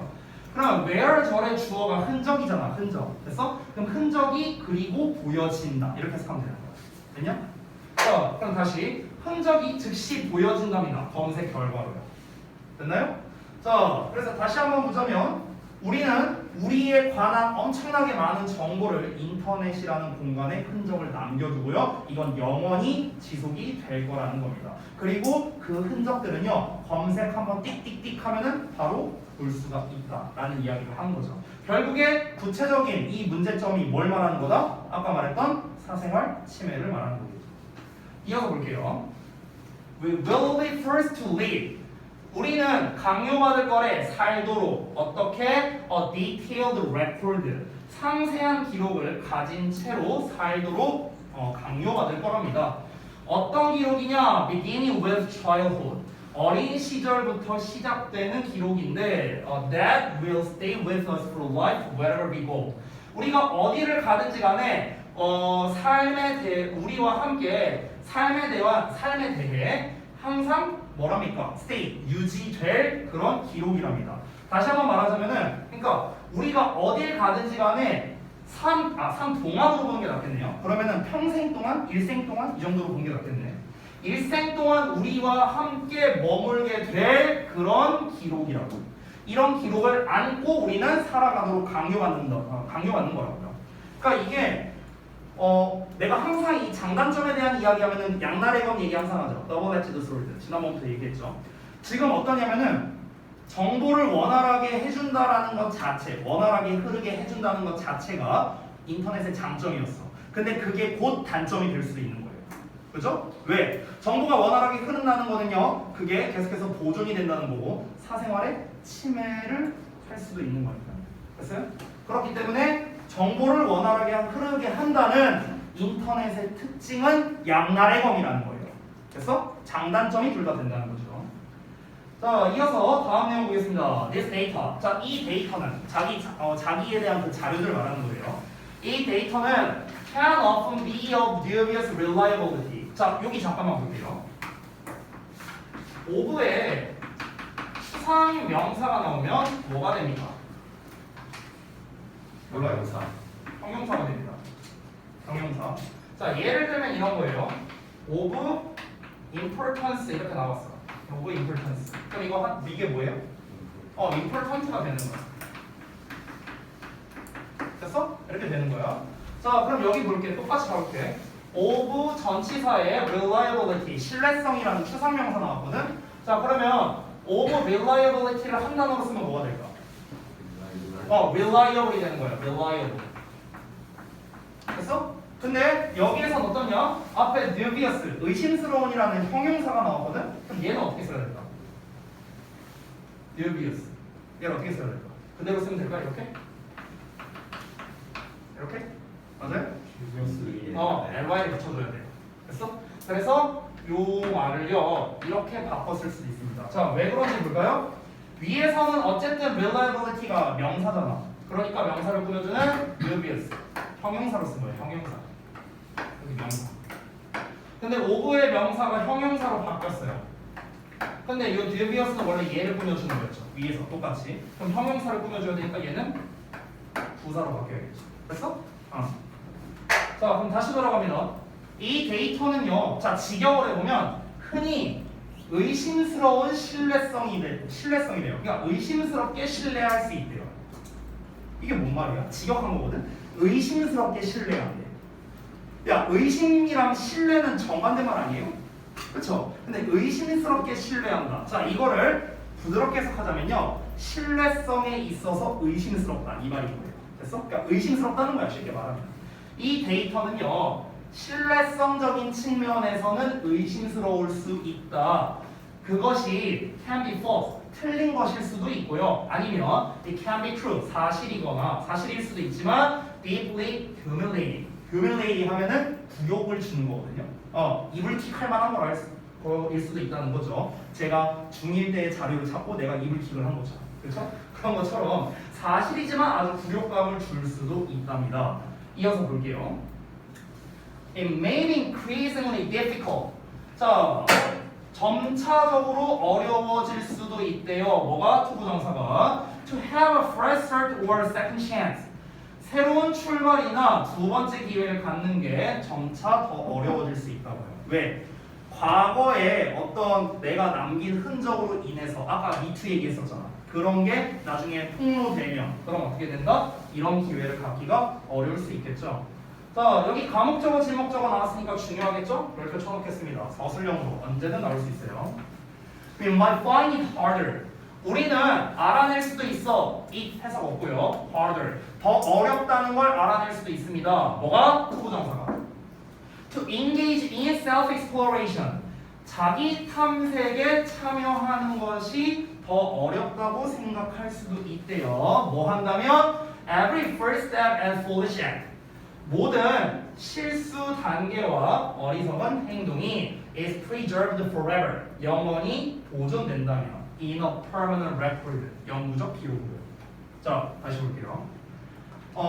만약 모든 실수, 우리가 했던 모든 실수, 영구적인 어리석은 행동 이런 것들이 영원히 보존된다고 한번 쳐보자고. 아니 사람은 살다 보면 실수를 할 수도 있잖아요. 그렇잖아. 근데 이 실수가 영원히 보존되는 거예요. 영원히 보존이 돼버린다. 그러면은 어떻게 된다? 자기 탐색을 하는 게 더 어렵다고 생각하게 될 수도 있답니다. 자기 탐색.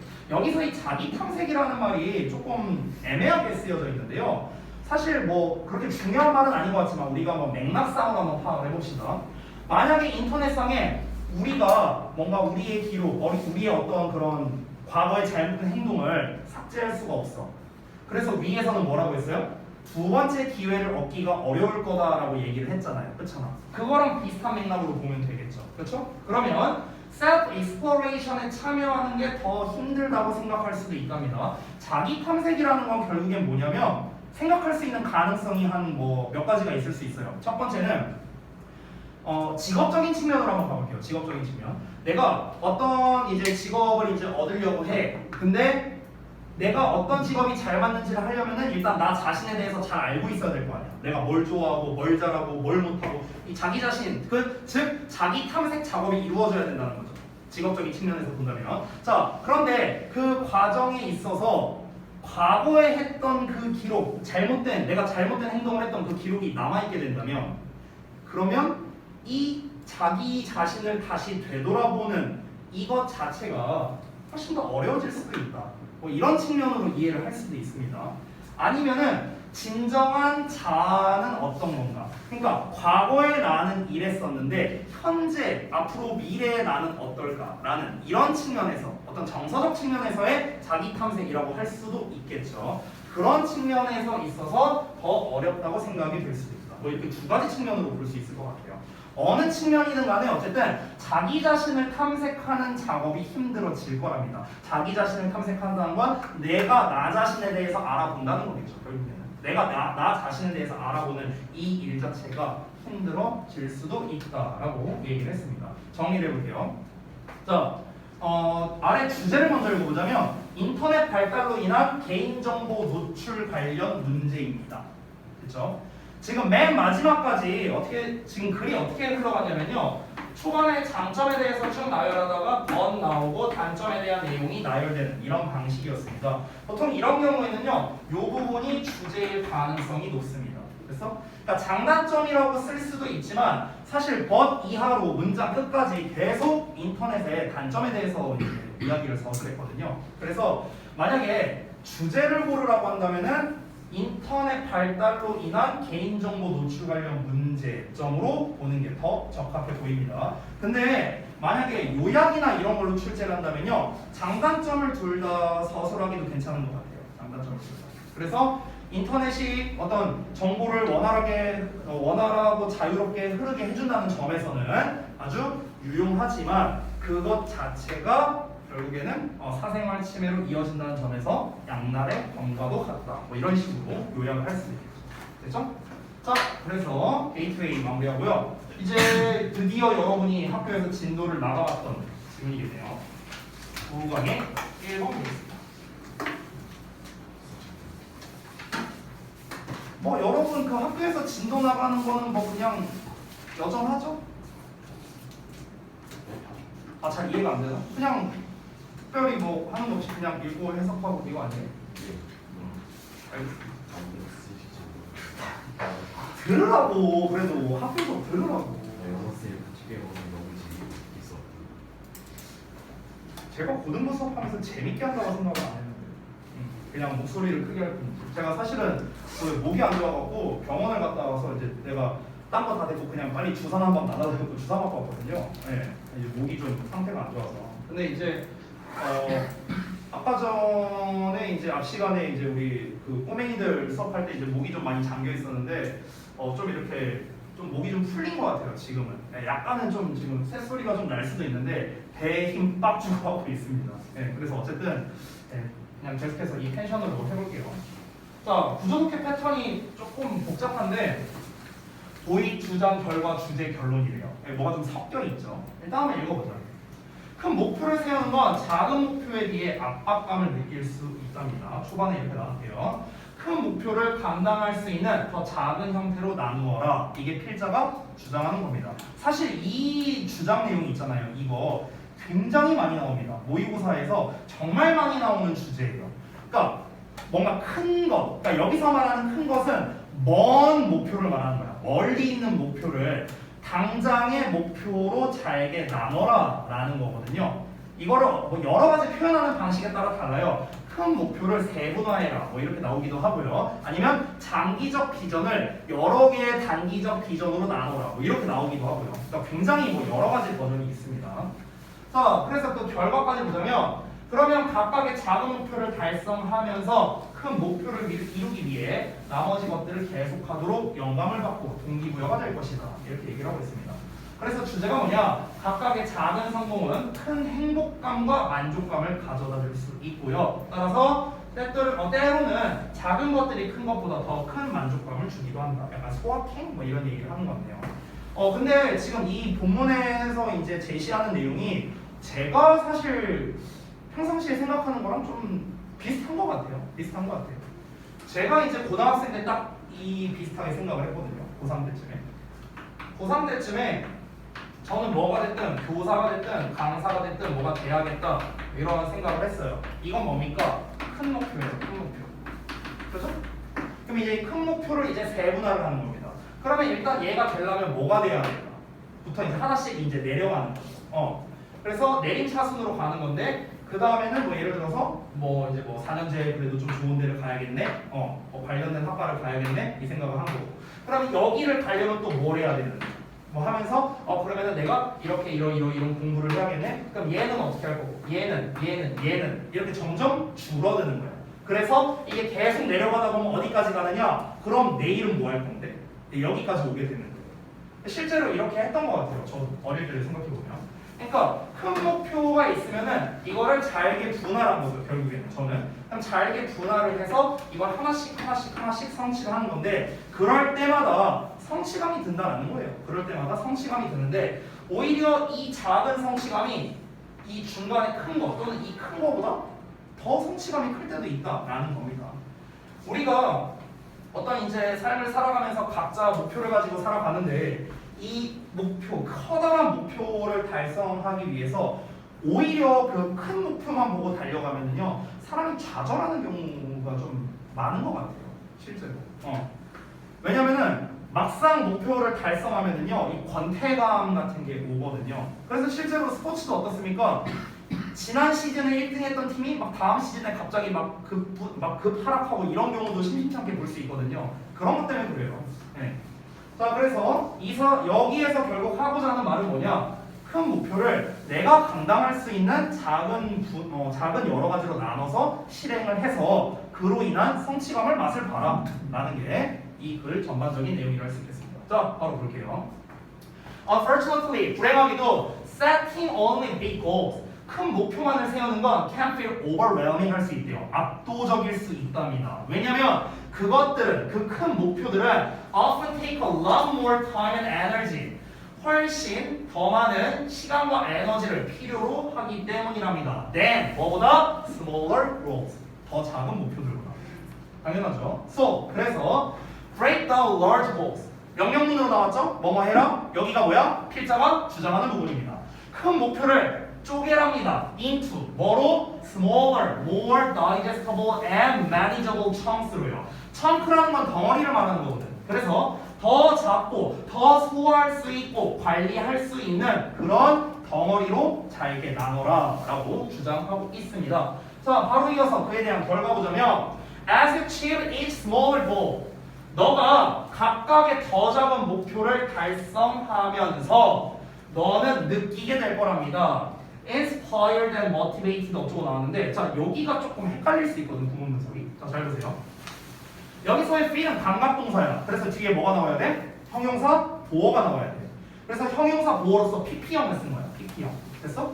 자, 근데 원래 우리가 여기 내가 써놨는데 inspire 같은 단어 있죠? 아니면 motivate 같은 단어 있죠? 얘네들은 원래 오형식으로 많이 쓴단 말이야. 이렇게 inspire, motivate, 목적어, 주어동사 이렇게. 됐어?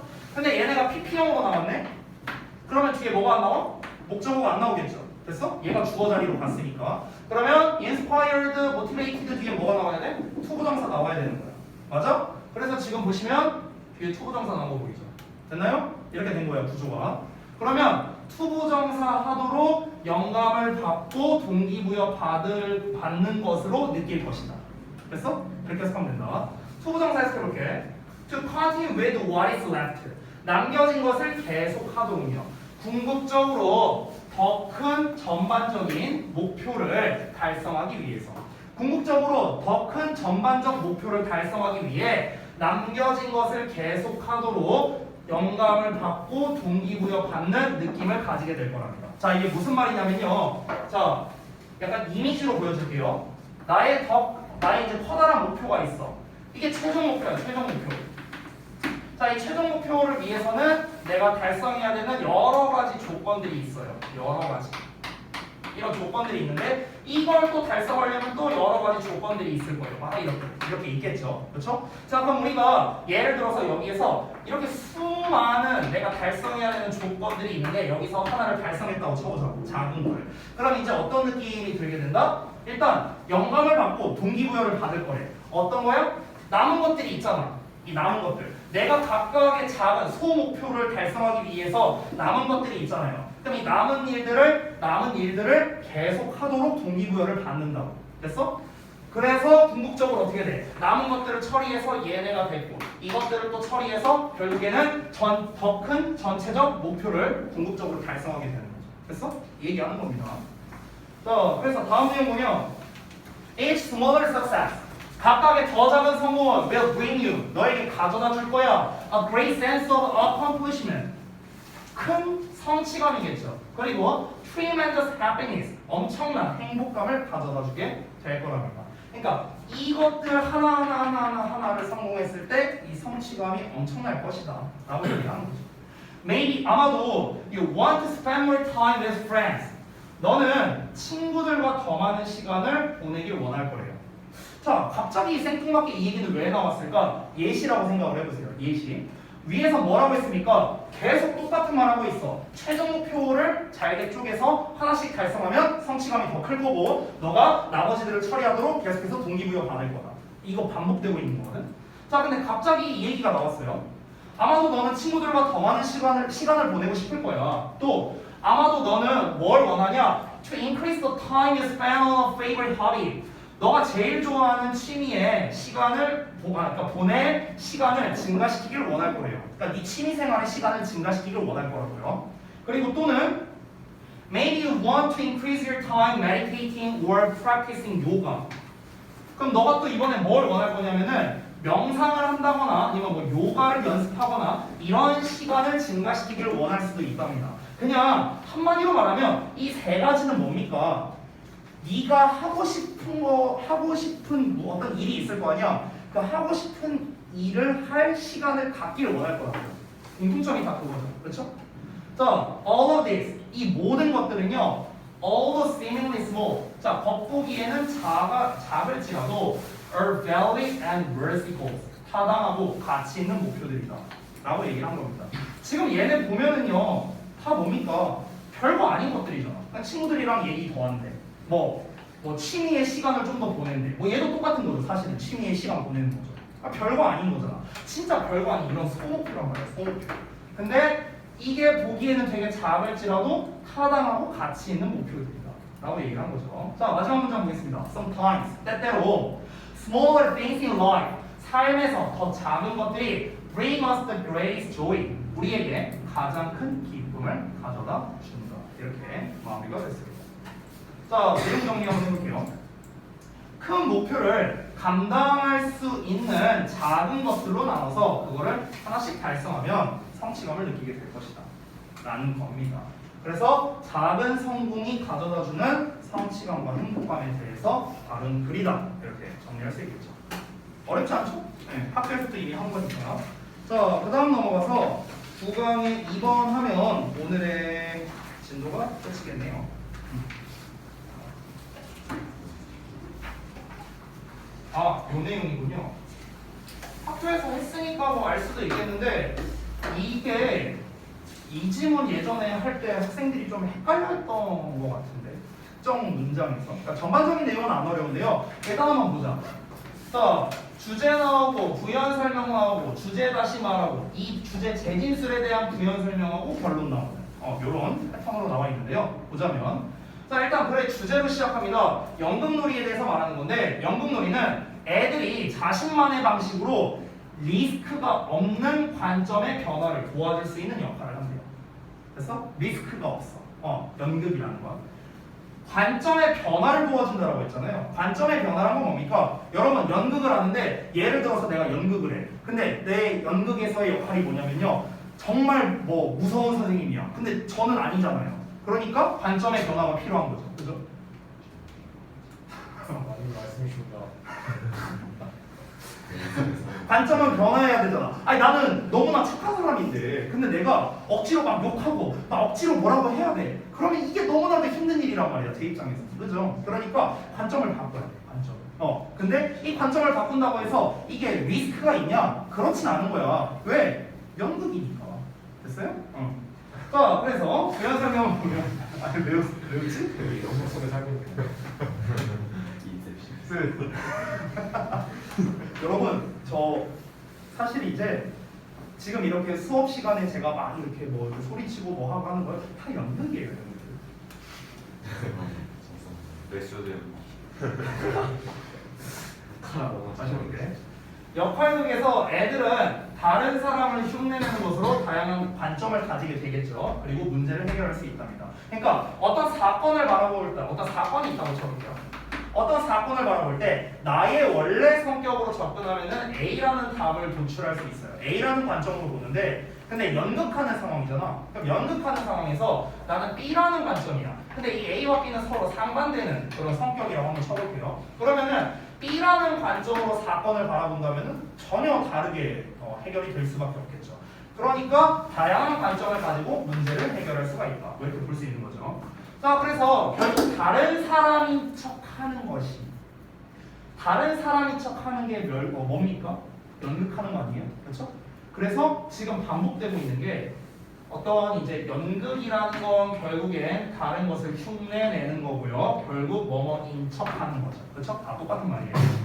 이것은 아이들로 하여금 발산적 사고를 가질 수 있게 하는 거예요. 여기서 divergent라는 표현, 발산적인이라는 거 나와 있죠. 발산이라는 건 뭡니까? 이렇게 퍼져나가는 거죠. 됐어요? 어떤 점을 기준으로 해서 이렇게 퍼져나가는 이런 게 발산적인 거죠. 그렇죠? 자, 그러니까 발산적인 사고를 가질 수 있게 해준다는 건 뭡니까? 다양한 관점을 가질 수 있게 해준다. 이거랑 똑같은 겁니다. 발산적인 사고를 가지게 해줄 수 있다. 뭐라고요? 다양한 관점을 가지게 할 수 있다. 이렇게 볼 수 있는 겁니다. 됐어요? 다양한 관점을 가지게 도와줄 수 있다는 겁니다. 발산적인 사고가 그런 뜻이에요. 자, 그런데 여기서 이어서 부연 설명이 또 나오는데, 자, 애들이 역할을 이제 정했어요. 연극놀이니까 그 역할이 있을 거 아니에요? 각자 역할을 정했습니다. 자, 그럼 이번엔 반대로 수렴적 사고를 가지고 그것을 무대에 올리려고 한대요. 수렴적 사고. 자, 수렴이라는 건 발산의 반대잖아요. 수학 시간 아니에요. 자, 수렴이라는 거는 이렇게 되는 거겠죠. 이렇게. 됐어요? 그럼 수렴적 사고라는 거는요, 한마디로 하나에 집중하는 거죠. 얘는요.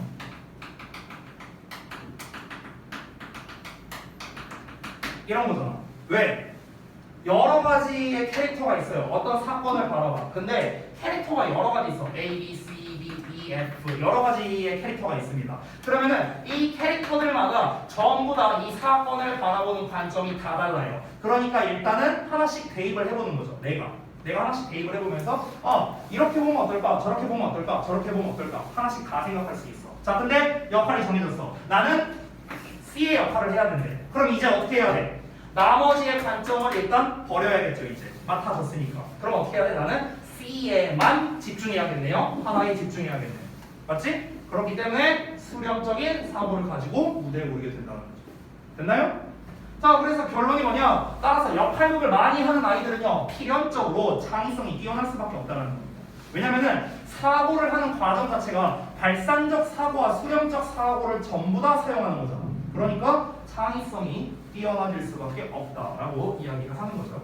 자, 그러면 전반적인 내용을 미리 읽고 시작했는데 바로 가보겠습니다. 학교에서는 어떻게 설명했는지 모르겠네요. 수렴 발산에 대해서 저랑 비슷하게 설명했나요? 그냥 해석만 해요. 네? 글 읽으면서 이 단어 이런 뜻이다 하고 다음 문장 이렇게 이거 이런 뜻이다. 제가 너무 많은 걸 말했군요. 네, 분석 같은 거 안 해요. 알겠습니다. 자, 보겠습니다. 아, 이거 주어고 너무 많이 까면 안 되는데. 네. 자, 볼게요. 연극요리는 제공해요. 리스크가 없는, 뭐뭐 프리, 뭐뭐가 없는이죠. 리스크가 없는 무대를 제공합니다. 자, 그리고 그 무대에서 아이들은 can explore, 탐험하고요. 그리고 experiment, 실험에 볼 수 있답니다. 그 생각들을요. 그리고 test and evaluate their skills. 그들의 기술을 시험해보고 평가할 수도 있고요. 그리고 add to and change the environment. 자, 환경을 추가하고 변화시킬 수도 있답니다. In their own ways. 그들 자신만의 방식으로. 그렇죠? 그러니까 이런 여러 가지를 할 수 있다는 겁니다. 다시 한번. 그러니까 연극놀이라는 건 결국에는 아무런 리스크가 없게끔 아이들이 다양한 것에 대해서 다양하게 생각해보고 그리고 여러 가지를 실험해볼 수 있는 그런 장치를 마련해준다라고 볼 수 있습니다. 롤플레이, 역할극에서 애들은 행동해요. as if, 마치 뭐처럼 they are someone else. 그들이 다른 사람인 것처럼. 그래서 아까 전에 내가 pretend라는 표현을 썼죠. 뭐뭐인 척하다라고 했죠. Imagining and weighing possibilities. weighing 하면 저울질하는 건데 가능성을 상상하고 저울질하면서요. 그러니까 저울질한다는 거는요 상상한다는 말이랑 비슷합니다. 이렇게 되려나? 아니면 얘가 이게 아니라 이렇게 되려나? 이렇게 생각하면 돼요. 자, 다음 내용 보면 This helps them analyze situations from different perspectives. 이것은 도와줍니다. 그들, 즉 아이들로 하여금 상황을 분석하게끔 도와준대요. 뭐로부터? 다양한 관점에서. 그래서 원래 역할극이 아니라면 그냥 나는 내 관점만을 가지고 뭔가를 바라볼 겁니다. 그렇죠? 근데 나는 이 역할을 맡아야 되니까 여기에 이입해서 바라봐야 되니 관점이 달라질 수밖에 없겠죠. 다양한 사고를 가질 수 있게 된다. 아까 제가 위에서 말했던 발산적 사고에 대한 이야기입니다. pretending 나왔죠? pretending to be someone else. 다른 누군가인 척하는 것은 with all the gestures, actions, and language. 자, 모든 제스처, 행동, 언어를 가지고요. 자, 근데 그 뒤에 that involves라고 나와 있죠. 그의 수반하는. 여기서 보시면 목적격 관계대명사 대시 생략됐다고 했죠. 이 대시 주어예요, 주어 여러분. 관계대명사 아닙니다. 지금 원문에는 that involves라고만 나와 있거든. 그럼 예를 들어서 얘가 주어고 동사인데 얘가 만약 관계대명사로 쳐봐. 주격 관계대명사로 쳐봐. 그럼 얘 뒤에 목적어가 없잖아. 그렇지? 그러니까 주어랑 목적어가 둘 다 생략된 말도 안 되는 거죠. 그래서 that이 그냥 주어야. 그것이란 주어고 앞에 that이 생략된 겁니다. 이렇게. 그래서 involve의 목적어가 없는 불완전한 문장이기 때문에 목적격 관계대명사 that이 온 거예요. 됐죠? 자, 다시 돌아가서 자, 그것에 수반하는 모든 몸짓, 행동, 언어를 가지고 다른 누군가인 척하는 것은요, give children, 아이들에게 줍니다. practice를요. practice는 이제 연습인데 여기서 연습을 준다라는 거는요, 연습하게 해준다 이렇게 해석하면 됩니다. 연습하게 해준다. 어떻게? thinking divergently라고 나와 있죠. 어떻게? 발산적으로 사고할 연습이 되는 거죠. 사고하는 연습입니다. 뭐 할 때? 그들이 고려해 볼 때요. For things they can pretend to do. 그들이 어떤 행동을 하는 척 할 수 있는 다양한 것들을 고려할 때요. 자, 다시 한번 보겠습니다. 내용이 기니까요. 자, 다른 사람인 척 하는 거는 그에 수반되는 여러 가지들이 있습니다. 이 사람만이 가지고 있는 제스처나 행동이나 말투 같은 게 있겠죠. 이걸 전부 다 포함해서 다른 사람인 척 하는 거는요. 그것은 그 아이들에게 여러 가지로 생각할 수 있는 연습을 제공해 준다는 겁니다. 뭐 할 때입니까? 그들이 어떤 하는 척 할 수 있는 여러 가지의 것들을 고려해 볼게요.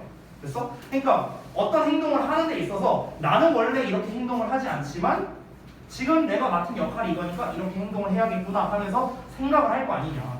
그러니까 그렇게 할 때 여러 가지의 사고를 가지고 이제 연습을 해볼 기회를 제공한다는 거죠. 결국에 여기서 또 말하는 건 똑같은 얘기입니다. 역할극을 통해 아이들이 발산적으로 사고를 할 수 있게 된다라는 이야기를 한 번 더 한 거죠. 자, 이어서 보자면 After they have decided what and how to play, 그들이 즉 아이들이 결정을 내린 후에 무엇을 그리고 어떻게 연극할지를 이제 결정을 내렸어.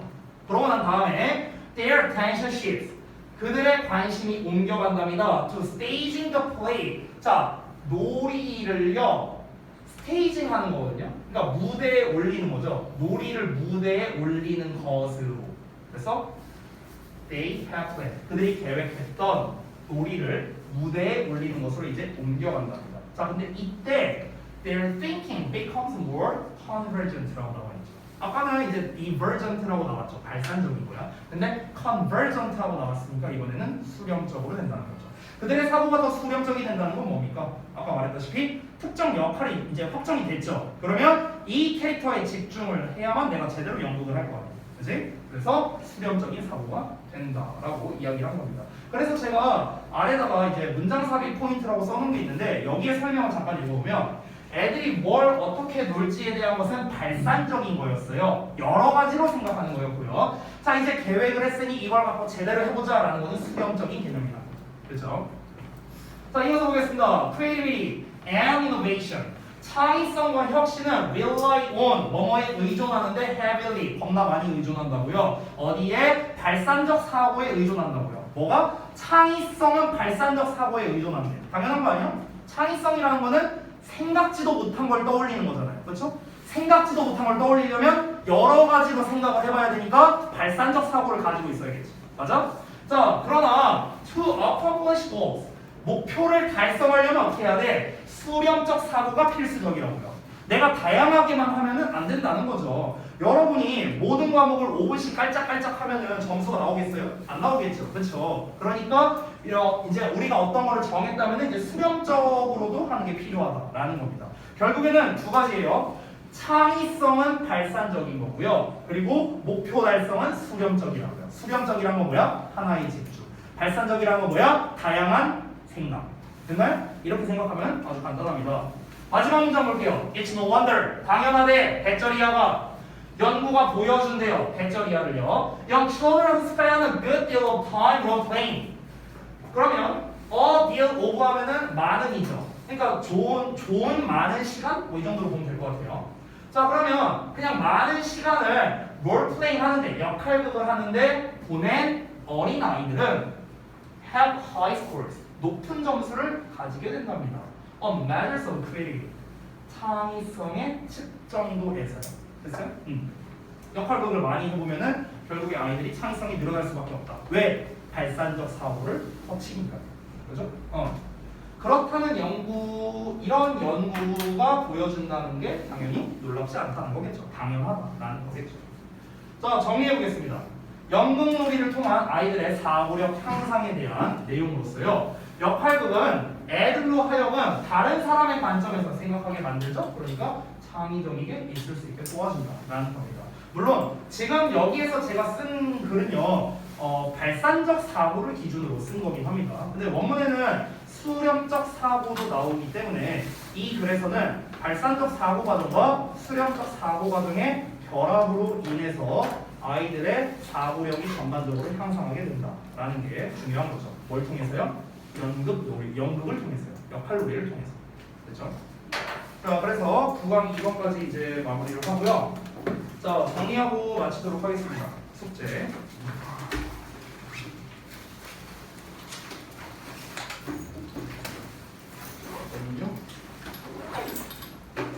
지난번에 제가 숙제를 뭘 줬더라? 삼각 뒤에 다 들어. 워크북이었나요? 네. 오케이. 도시권은 어차피 다 했을 거 아니에요, 그죠? 오늘은 그 3강 있죠? 스툴라이트 3강 도시과를 해보시고요. 원문 다 여러분이 갖고 있습니다, 맞죠? 그리고 마찬가지로 5강을 워크북을 해보시면 됩니다. 친구 다 나갔잖아요, 5강. 네. 됐죠? 자, 이렇게 해서 마무리하고, 자, 일단은 지금 이제 우리 그 페널티 대상자들 페널티 옮기지 마시고 여기서 하시고요. 그리고 그 데일리 테스트를 좀 제가 검사를 해야 되니까 데일리 테스트랑 그 다음에 그 도식과 거 있죠? 이거를 같이 검사받고 비교를 하시면 되겠습니다.